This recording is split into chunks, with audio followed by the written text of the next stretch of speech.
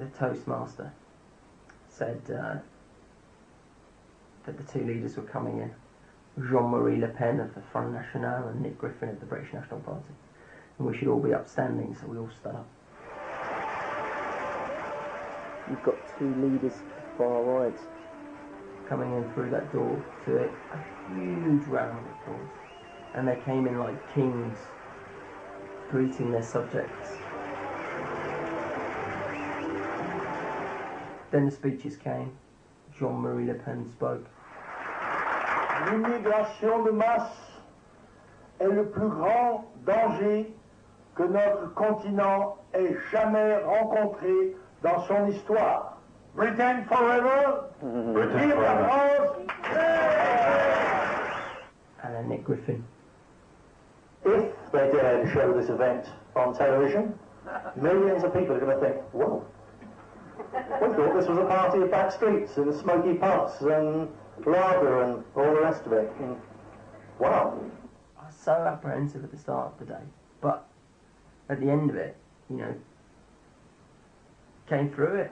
Oh, thank you, Mr. Pen. Click eating tomorrow.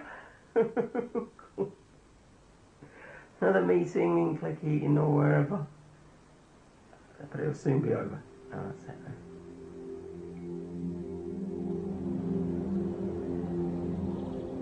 The BNP has 10 candidates standing for local council election in Bradford. No one from the BNP standing in the ward where Andy lives. I've done my job right. Yeah. Should have been possibly 20 candidates on my standing in this area, and I've stopped more than half, so I'm happy. I'd have been happier if they want any candidate standing. June the 11th, and local election votes are being counted across Yorkshire. Got my invitation, guest of Stuart Williams, and also got my rather nice looking BNP rosette, which I'm going to be wearing. It's the second time the man who says he wants to kill Muslims and attack mosques has stood for election. What do you think about all this democracy, lad? Oh, bollocks. What would you do? I'd love to see Britain. What would I do? Close borders. What? Close borders. What? Close the borders. Close the borders. So now you've got 2 weeks to get out. Stuart Paul Williams, 877. The Liberal Democrats win. Williams increases his vote, and he's only 77 behind the Conservatives, who come second. And I hereby declare that the...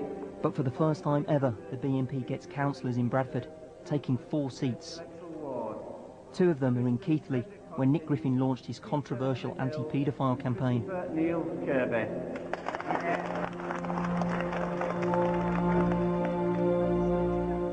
Among the other successful BNP candidates is Jim Luthwaite. James Luthwaite, Max Cummings. Charges that have been leveled at you that you are fascist and Nazi. We've been subjected to a campaign of vituperation and defamation practically without parallel. But obviously the electorate is not taken in, and that is the important thing. At the end of the day, it's their decision. This is the man who earlier told me that he believes in deporting Muslims. Later, I go for a drink with the newly elected councillor.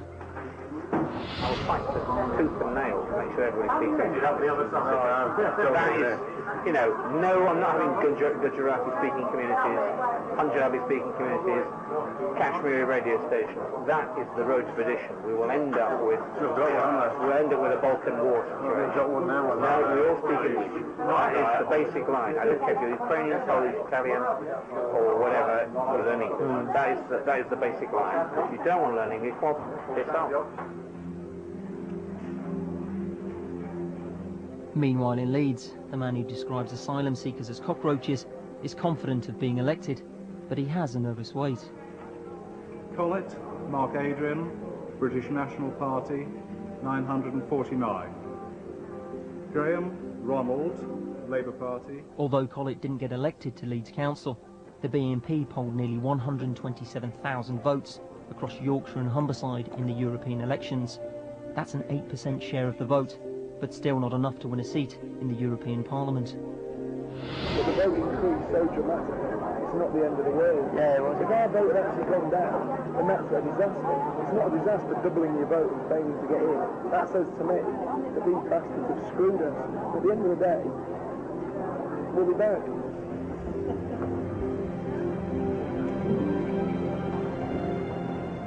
BNP hopes for a seat in the European Parliament now rest on the leader Nick Griffin. He's in Manchester and is surrounded by dark-suited heavies. They even escort him to the toilet. When the results are finally announced for the North West, the BNP polls nearly 135,000 votes. That's a 6.4% share. But again, it's not enough, and Griffin and his entourage leave in a huff before the results are formally declared. Across the country, the BNP quadrupled its vote. 750,000 people voted for them. The highest vote ever for a far-right party in the UK. Although it failed to win a significant number of seats, the results are a substantial leap forward for the BNP. We've got to do a lot more in this country to try and deal with the issues of racial prejudice, bigotry, ignorance, and hatred, and how that contributes to people having very warped views of how they can just take people out and exterminate them.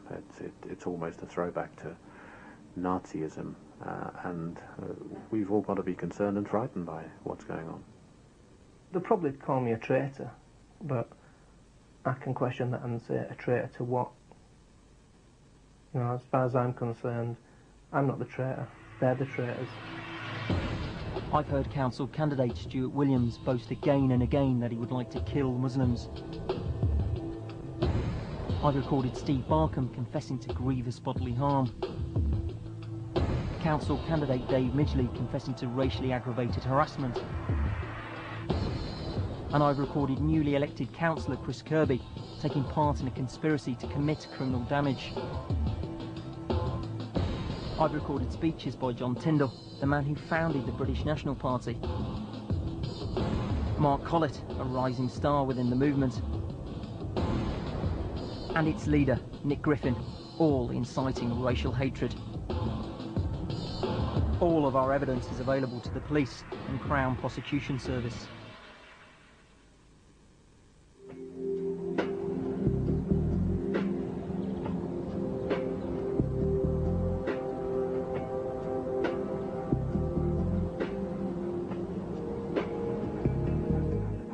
Griffin will be interviewed on Newsnight at 10:30 on BBC Two.